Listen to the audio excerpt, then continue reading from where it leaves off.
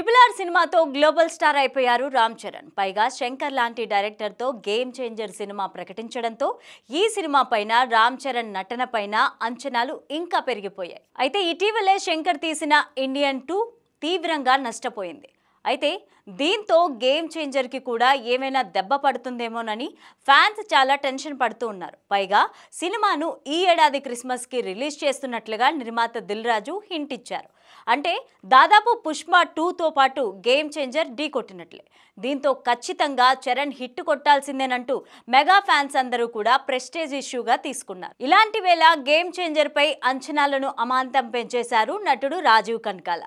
ఈ సినిమాలో ఓ కీలక పాత్రలో ఆయన నటిస్తున్న సంగతి తెలిసిందే.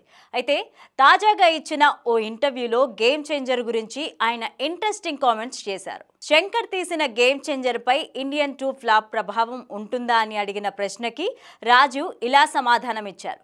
గేమ్ చేంజర్లో బ్రహ్మాండమైన సన్నివేశాలు ఉన్నాయి. షూటింగ్ సమయంలో చాలా బాగా ఎంజాయ్ చేశామని చెప్పుకొచ్చారు. ఇక ఇండియన్ 2 ఎఫెక్ట్ గేమ్ చేంజర్ మీద అస్సలు ఉండదు. ఆ కథ వేరు, ఈ కథ వేరు. ఆయన గ్లోబల్ స్టార్, ప్రస్తుతం ఓ రేంజ్లో ఉన్నారు. ఆయన ఒక నిధి. పద్మనాభస్వామి ఆలయంలో బయటికి తీసిన మాళిగల్లో ఆయన ఒక మాళిగ. కాబట్టి ధనం వస్తూనే ఉంటుంది. గేమ్ చేంజర్పై మేము చాలా నమ్మకంగా ఉన్నామని చెప్పుకొచ్చారు. సాంగ్స్ అద్భుతంగా తీశారు. నేను విన్నదైతే ఒక్కో సాంగ్ 10 కోట్లు 12 కోట్లు ఖర్చయినట్టు తెలుస్తోంది.